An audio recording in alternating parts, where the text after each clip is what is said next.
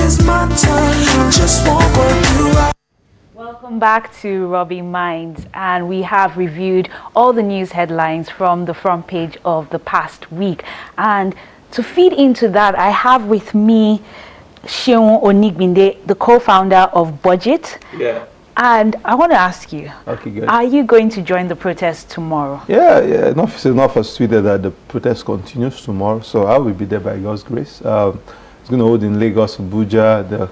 There was some people talking about Enugu, Port Harcourt, Kwara. So we're looking at how it's going to look tomorrow. It's something that is needed because government should get the message. Things are really, really tough. You don't even need to be an academic to understand. If you buy rice at 8,500 per bag, like a year and a half ago, you're doing 22,000 naira now.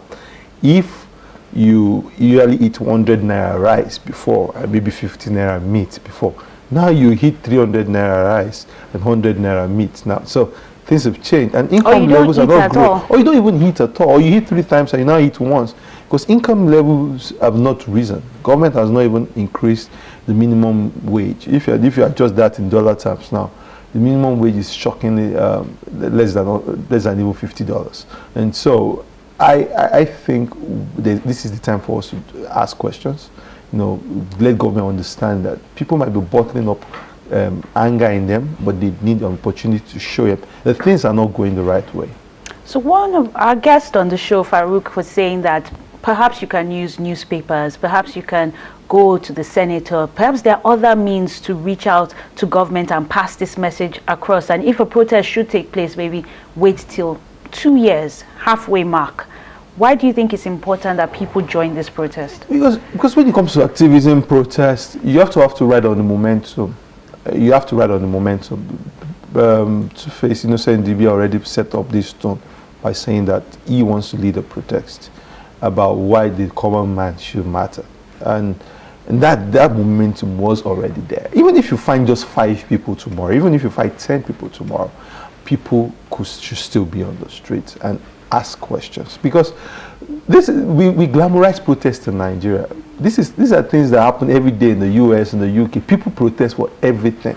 People protest that an airport strip should not be built. People protest on sexualities, gays, lesbians. People protest on anything possible. So when we hear protests in Nigeria, because we have a government in Nigeria who is always so worried about form than substance, but worried more about image than actually doing the work. So they feel like, oh, they're trying to pass an unpopularity card against us, and they don't just want that protest to happen. But a protest is a means for citizens showing forward their grievance or their discontent, across the system, and engage the government. It's nothing to say. And we protested for like 5 days in Ojota in 2012, and I don't think there was any violence there. So why are we so scared that there will be violence this time around? Even if there are violence, it's because we've pushed people to the limit, and I don't think there will be violence. Yeah. Okay.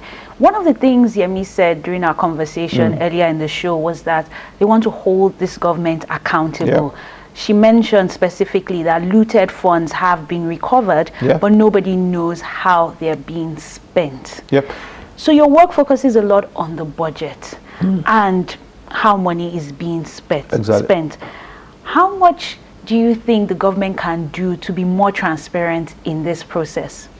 One thing we must always understand is, it's not like government doesn't like to be open. But government, when you give out information, people ask questions. So by not being transparent is to destroy the opportunity for people to ask questions. And there's no system that actually becomes efficient by its own. It's just because you have multiple opinions in the space that regulates that system to be more efficient. If you only give contracts to your friends in the process, you will not be efficient, because there are some people who can do the amount of the job for something less and far, far less. So we are asking for transparency across board. Government has recovered stolen loot from people, but till today, I don't think EFCC has officially put it on any medium, on its website or in its platform, to say this is the exact amount that we have recovered. There's today government that said they have spent 753 billion naira on capital expenditure, but nobody has sent the exact projects or the exact payments to who, for what. Nobody has seen all of that. So And how do you hold government to account when there's no information, when there's no transparency? So this process is also part of that. The government should be transparent. If you work for the people, you should make it open. And we are not talking about government, we are talking about nuclear codes here. And we are not even talking about We're talking about the budget. Yeah, We're budget, talking about money. Schools, hospitals, roads, pipe-borne water. What should be secretive about things like this? And perhaps if that information is available, then protests such as the one planned for tomorrow would not go. Yeah, because we know exactly what government is doing. If you say you've dropped 753 billion in this economy, we would know if it's a school in my neighborhood, if it's an hospital in my neighborhood, if it's a water pipe-borne water. But government intentionally makes that secret. And when you do all of that, because if you were talking about corruption, you need three things for corruption to thrive. You need excessive discretion. Someone can decide how to spend the money without institutions. You need opacity. People don't know, so you do it in the dark. And that's what this government keeps. So when you say you are fighting corruption and you are not transparent, there's a paradox, and there's something that is conflicting in that space. It just doesn't show that you are telling the truth at all.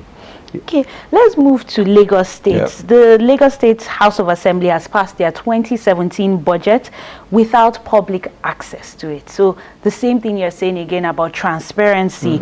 And is this constitutional, and what should be the process for transparency and accountability? You know, if any state should be the most transparent state, it should be Lagos.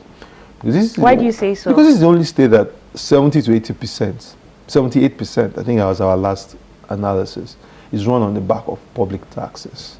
You know, you can say oil money, but since they don't drill in my backyard, there's not, that connection is not there. But my organization and your organization and almost everybody pays taxes in one form or the other to Lagos State government.